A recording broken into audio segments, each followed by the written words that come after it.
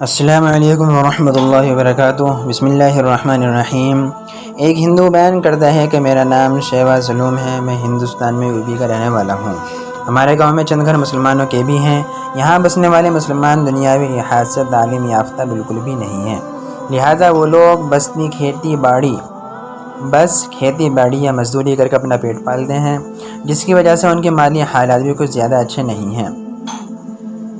انہی چند گنے چنے مسلمانوں میں سے ایک بشر نام کا آدمی تھا جس نے اپنی گدھا گاڑی بنا رکھی تھی۔ وہ گدھا گاڑی پر مزدوری کر کے رزق کماتا اور اپنے گھر والوں کا پیٹ پالتا تھا۔ اس کے علاوہ صاحب استطاعت لوگوں کو چھوڑ کر باقی لوگوں کے لیے گدھا گاڑی بطور ایمبولینس اور ایمرجنسی سواری بھی استعمال ہوتی تھی۔ بشر نے چہرے پر داڑھی سجا رکھی تھی، مگر پورے گاؤں میں وہ واحد شخص تھا جو عید پر بھی مسجد نہیں جاتا تھا۔ میں نے اسے کبھی نماز پڑھنے نہیں دیکھا، البتہ ویسے ہر وقت دعا، سر پر عمامہ اور ہاتھ میں تسبیح لیے رکھتا تھا۔ اس کے ہونٹ ہلتے رہتے تھے، جس سے صاف ظاہر تھا کہ وہ کچھ نہ کچھ ذکر کرنے میں مصروف ہے۔ میں نے ایک دن اس کو اپنے گھر مزدوری کے لیے بلا لیا تو اس نے مسجد نہ جانے کی کوئی وجہ پوچھ لی۔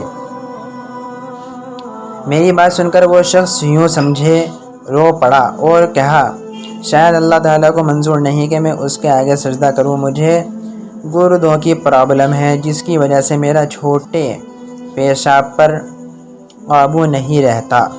ہر وقت قطرے قطرے نکلتے رہتے ہیں، جبکہ مسجد کے لیے بندے اور لباس کا پاک صاف ہونا بہت ضروری ہے۔ یہ بات کرتے ہوئے بشر کے چہرے افسوس، رنج و ملال اور بے بسی کے سارے نظارے نظر آ رہے تھے۔ خیر، اس نے اپنا کام مکمل کیا، مزدوری لی اور گھر کو چل دیا۔ ایک بار رمضان المبارک کا مہینہ تھا۔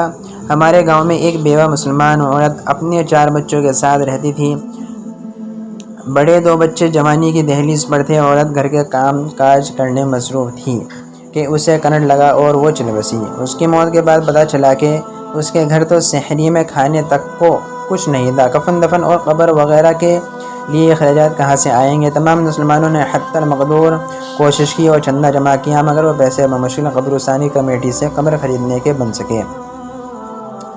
کفن وغیرہ خریدنے کے بعد اب بھی مزید پیسوں کی ضرورت تھی اور اس ضرورت کو پورا کرنے کے لیے بشر نے اپنی گدھا گاڑی بیچ دی اور پیسوں سے مرحوم مسلمان عورت کے کفن دفن کا انتظام کیا اور باقی پیسوں سے ہاتھ سے چلنے والی 2 ریڑھیاں خرید کر ایک پر خود پھل فروٹ لگا لیا، جبکہ دوسری پر ان یتیم مسلمان بچوں جن کے والدین گزر چکے تھے۔ گھر کمانے والا کوئی نہیں تھا، ان میں سے بڑے بچے کو سبزی لگا کر دے دی۔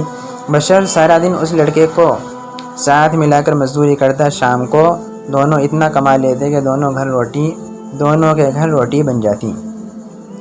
میں نے بشر سے پوچھا تھا کہ تمہارا اچھا بھلا گدھا گاڑی کا کام چل رہا تھا، تم نے محض ایک مردہ عورت کا تن ڈھانپنے کی خاطر وہ کیوں بیچ دی؟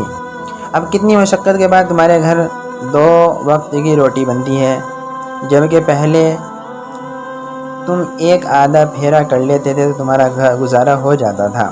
میری بات سن کر وہ مسکرایا تھا، مگر اس کی آنکھوں سے آنسو بہہ نکلے تھے۔ اس نے کہا تھا کہ امت مسلمہ کی اس بیٹی کا کفن میری گدھا گاڑی اور میرے گھر والوں کی پیٹ پوجا سے کہیں زیادہ ضروری تھا، لہذا میں نے وہی کیا، اور میرے اللہ تعالیٰ کا وعدہ ہے کہ رمضان میں کیے گئے اچھے عمل کا اجر کئی گنا زیادہ ملتا ہے۔ اس لیے اللہ تعالیٰ نے چاہا تو اللہ تعالیٰ میرے لیے کوئی بہتر سبب پیدا کر دیں گے۔ بشر کے جواب میں اتنا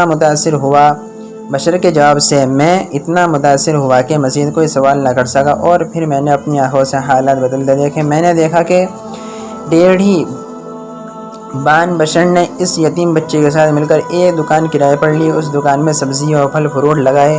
کچھ ہی سالوں میں وہ دکان انہوں نے خرید لی اور پھر ہر سال ایک دکان میں اضافہ ہوتا گیا۔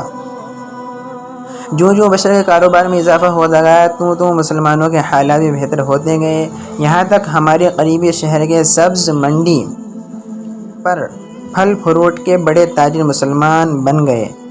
تمام مسلمان باروزگار تھے اور ان کے بچے تعلیم حاصل کر رہے تھے۔ میں نے دیکھا کہ وہی مسلمان جو سارے مل کر بھی ایک عورت کے لیے کفن نہیں خرید سکے تھے، آج جب بشر فوت ہوا تو قبرستان کی کمیٹی کے پاس کئی غریب مسلمانوں کی قبروں کے لیے ایڈوانس پیسے جمع تھے۔